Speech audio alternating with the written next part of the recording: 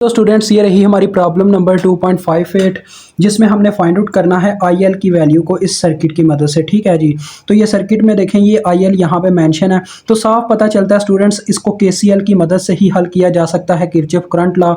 और एक और बात यहाँ पे आपको नज़र आ ही रहा है कि ये सारी की सारी जो वायर्स हैं आपस में पैरेलल में लगी हुई हैं, क्योंकि देखो इनका अपर टर्मिनल और लोअर टर्मिनल हर एक वायर का कॉमन है एक दूसरे के साथ, हर एक वायर का। इनके सेंटर में कोई रजिस्टर या कोई ऐसी चीज़ नहीं लगी जो इनको एक दूसरे से अलग करे, यानी कि ये सारी आपस में पैरेलल में लगी हुई हैं। ये इस वायर के पैरेलल में है, ये इस वायर के पैरेलल में है, ये इसके और ये इसके, ये यानी कि सारी की सारी आपस में पैरेलल में लगी हुई हैं। तो लिहाजा और दूसरी बात आपको पता है ये केसीएल किरचॉफ करंट लॉ लगाने के लिए सबसे पहला जो उसका असूल होता है वो ये होता है कि हमें नोड आइडेंटिफाई करना होता है। नोड ऐसा पॉइंट यानी जहां पे एक या एक से ज्यादा यानी एक से ज्यादा चीजों की आके वायर अटैच होती हो। तो देखो यहाँ पे सिर्फ दो नोड है हमारे पास, दो surface node. Surface node means ये ऊपर वाली पूरी की पूरी सरफेस देखें स्टूडेंट्स एक नोड है, क्योंकि यहाँ पे देखो ये एक ऐसा पॉइंट है जहां पे हर एक चीज की आके वायर अटैच हो रही है।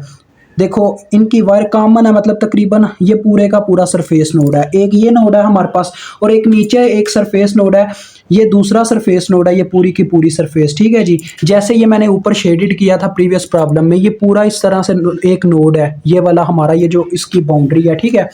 तो नीचे भी इसी तरह से हमारे पास एक पूरे का पूरा सरफेस नोड है, तो इसको हम ग्राउंड कर देंगे क्योंकि केसीएल में हमने करंट को फ्लो करवाना होता है। अगर करंट को फ्लो करवाना हो तो ग्राउंड का टर्मिनल लाजमी होता है। तो ये हमने नीचे वाले नोड को ग्राउंड कर दिया। ठीक है। दो नोड थे, नीचे वाले नोड को हमने ग्राउंड कर दिया, मतलब कि न्यूट्रल 0 वोल्ट प्रोवाइड कर दिया। अब देखें उसने ये भी बताया हुआ स्टूडेंट कि आपको पता है पैरेलल में वोल्टेज सेम होते हैं, तो इसने इस रजिस्टर के क्रॉस V1 वोल्टेज बताया, मतलब कि इस वायर के क्रॉस उसने बताया हुआ है V1 टोटल वोल्टेज है। इसका मतलब अगर इस वायर के क्रॉस V1 वोल्टेज हैं तो ये सारी वायर्स एक दूसरे के जब पैरेलल हैं, इसका मतलब हर एक वायर के जो वोल्टेज हैं वो V1 है, यानी कि टोटल वोल्टेज V1 है। तो लिहाजा हम नोड 1 को जो नाम देंगे वो नाम देंगे V1 वोल्टेज। ठीक है। हम V1 की वैल्यू कैलकुलेट करेंगे जिसकी मदद से हम IL को कैलकुलेट कर पाएंगे, क्योंकि अकॉर्डिंग टू ओहम्स लॉ के अकॉर्डिंग करंट बराबर होती है वोल्टेज ओवर रेजिस्टेंस के। तो देखो ये जो करंट है ये ऊपर वाले नोड में से लीव करती है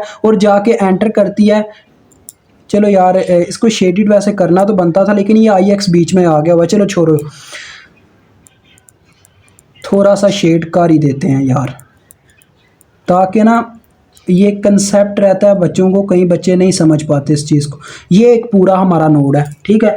यानी कि इस पूरी शेड के हर पॉइंट पे जो हमारे पास वोल्टेज है वो V1 के इक्वल है। समझ गए हो मेरी बात को।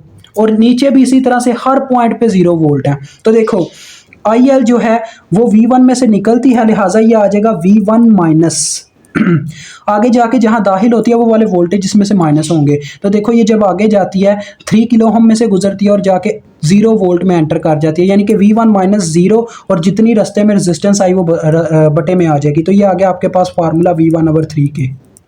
आगे समझिए फार्मूला होता है। तो IL का फार्मूला बन चुका है ना। अब देखें KCL लगाने से पहले इस सर्किट के अंदर एक डिपेंडेंट सोर्स मौजूद है, मुझे पहले उस डिपेंडेंट सोर्स पे वो जिस चीज़ पे डिपेंड कर रहा है उसकी इक्वेशन बनानी होगी। ये हमारा पहला लॉजिक है जो मैं आपको हर क्वेश्चन में बता चुका हूँ। तो देखें ये डिपेंडेंट सोर्स है, ये किस वैल्यू पे डिपेंड कर रहा है IX पे। ये कह रहा है कि 3 गुना IX का है। अब इसे ये नहीं पता कि IX की वैल्यू कितनी होगी, वो जिस लिहाज से चेंज होगी उस लिहाज से इसकी वैल्यू चेंज होती जाएगी, यानी कि ये डिपेंड कर रहा है इस IX की वैल्यू पे। ये यहाँ पे निशान से हमें पता चल रहा है कि ये जो IX है वो इस वायर के अंदर फ्लो करती है। देखें वो V1 में से यानी कि ऊपर नोड 1 में से लीव करती है और जाके एंटर करती है 0 वोल्ट में, जैसे IL कर रही थी वैसे ही IX की इक्वेशन बन जाएगी। देखें कैसे, ये V1 में से निकली तो V1 माइनस जाके आगे 6 किलो ओम में से गुजरी और फिर जाके 0 में एंटर कर गई। इसका मतलब 0 V1 minus 0 volt over 6K। तो ये आपके पास इक्वेशन आ गई IX की V1/6K। समझ गए हो, बस इतनी सी बात है। और दूसरी बात ये भी है स्टूडेंट्स कि ये जो करंट होती है ना नोड टू नोड मूव कर रही होती है। देखें इस करंट ने नोड टू नोड मूव किया, नोड 1 में से निकली नोड 2 में एंटर हुई। ये ऐसा नहीं हो रहा कि 6 किलो ओम में एंटर करके बस बैठ गई, ये नोड टू नोड मूव कर रही होती है। चलो अब अप्लाई करते हैं KCL।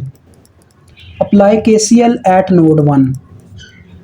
हमने हर एक उस वायर की करंट लिखनी है, यानी कि किरचॉफ करंट लॉ का यही मतलब होता है, करंट लिखनी है जो जो इस नोड के घेरे में आ रही है। नोड 1 के घेरे में देखें सारी तमाम की तमाम वायर्स आ रही हैं, तो हमने हर वायर की करंट लिखनी है। और कैसे लिखते हैं ये ज़रा गौर से देखिएगा। इज इक्वल टू की राइट हैंड साइड पे आपने एंटरिंग करंट्स लिखनी है और लेफ्ट हैंड साइड पे आपने लिविंग करंट्स लिखनी है। तो यहाँ से स्टार्ट करते हैं। देखें स्टूडेंट्स, ये जो करंट है ये इस नोड में से निकली, यानी कि V1 में से निकली, तो आ गया V1 माइनस। आगे ये जाके न्यूट्रल में एंटर करते हैं तो V1 माइनस जीरो आ जाएगा, और जितनी रास्ते में रेजिस्टेंस आई तो डायरेक्ट ही मैं लिख देता हूँ V1 माइनस जीरो की बजाय V1/6 के। समझ गए हो? इस तरह से आगे ये जो करंट है दूसरी वायर की, ये नोड के अंदर एंटर कर रही है, यानी कि ये एंटरिंग करंट है 6 मिली एम्पेयर, तो इसको राइट हैंड साइड पे हम लिखेंगे 6 मिली। ठीक है, आगे नेक्स्ट वायर देखते हैं। ये देखो, ये जो वायर की करंट है ये लीव कर रही है, बाहर निकल रही है इस नोड में से, तो इसको इस साइड पे हम पॉजिटिव फॉर्म में लिख देंगे 3Ix। ठीक हो गया। आगे ये कोर करंट है, ये भी देखो बाहर जा रही है, तो इसको भी हम इस साइड पे प्लस लिख देंगे, +3 मिली। लिविंग करंट को इस साइड पे लिखते जाना है। आगे ये देखें, आगे एक रेजिस्टर लगा हुआ है, तो इसकी करंट हमें पहले उसकी इक्वेशन बनानी होगी वैसे जैसे वहां पे बनाई। तो देखो ये करंट यहां से निकल के जाएगी और जीरो में एंटर करेगी, यानी कि यहां से निकली जब करंट तो V1 माइनस, और आगे आ जाएगा जीरो। V1 माइनस जीरो तो V1 ही आ जाना है, और बटे में क्या आ जाएगा 2K। ठीक है, आगे नेक्स्ट लास्ट की इक्वेशन देखिएगा, लास्ट वायर की। यहां पे भी वही चक्कर है, देखो करंट V1 में से निकल रही है और जाके जीरो में एंटर कर रही है, यानी कि आ जाएगा V1 माइनस जीरो, और जितनी रास्ते में रेजिस्टेंस आई तो वो डायरेक्ट ही बन जाएगा V1/3 के। समझ गए हो? तो देखो बच्चों, अब आपने क्या करना है जी, अब आपने इसके पहले इक्वेशन को सिंपलीफाई करना है। इसका एलसीएम क्या आ रहा है? इसका एलसीएम आ रहा है 6K, तो पूरी इक्वेशन को 6K से ज़रब दे दो ताकि ये बटा खत्म हो जाए। तो multiplying by 6K on both sides, यानी कि दोनों जानिब मैं 6K से ज़रब दे रहा हूँ। तो यहाँ पे जब 6K से हर एक चीज़ 6K से ज़रब होती जाएगी, यहाँ पे जब 6K ज़रब होगा तो 6K से कैंसिल, और यहाँ पे सिर्फ V1 रह गया। ठीक है, आगे देखो, यहाँ पे जब 6K ज़रब होगा तो 3 6 बार 18, 18K IX आ जाएगा। IX की मैं वैल्यू पुट कर देता हूँ। आगे देखो वो बीच में वैल्यू आ गई V1/6K, या IX किसी वजह से इक्वेशन बनाई थी यहाँ पे हमने। आगे देखो +3 मिली लिखा हुआ है ना, 3 मिली के साथ क्या मल्टीप्लाई होने वाला 6K, 6 3 बार 18 हो जाएगा और किलो मिली कैंसिल हो जाएगा, तो ये आ जाएगा 18। और यहाँ पे जब 6K ज़रब होगा K से कैंसिल, 2 1 2 3 6, तो 3V1 आ जाएगा इसकी जगह। और इसी तरह से यहाँ पे 2V1 आ जाएगा, क्योंकि 6K जब इससे ज़रब होगा K से कैंसिल, 3 1 3 2 6, 2V1। और इस साइड पे आप बात करते हैं, जब यहाँ पे 6K ज़रब होगा तो K मिली को कैंसिल कर देगा, 6 6 बार 36 होता है, इतना तो आप जानते हो। बस ये आ गया। अब देखो इसका यहाँ पे ये जो हमने वैल्यू पुट करके लाए हैं, ये किलो इसके साथ कैंसिल हुआ, 6 1 6 3 18, तो ये 3V1 आ रहा है, 3V1। देखो 1 और 3 4, 4 और 3 7, 7 और 2 9, 9V1 इज इक्वल टू, ये 18 दूसरी जानिब जाके माइनस हो गया 36 में से। 36 में से 18 माइनस करें तो कितना आता है स्टूडेंट्स? यहाँ पे प्लस हो रहा था, अंदर जाके माइनस हो गया। 18 18 36 होता है, यानी कि 18 ही आ जाएगा। तो V1 की वैल्यू आपके सामने है, कितनी आ रही है? 18/9, यानी कि V1 की वैल्यू आ रही है 2 वोल्ट। अब आप वहाँ पे वैल्यू पुट कर दो IL की, वो जो आपने इक्वेशन बनाई हुई है, आपको IL की वैल्यू मतलब कि मिल जाएगी। तो IL इज इक्वल टू था V1/3K, वो देखें वो लिखा हुआ V1/3K, वैल्यू पुट करने लगा हूँ V1 की, तो ये आ जाएगा 2/3K।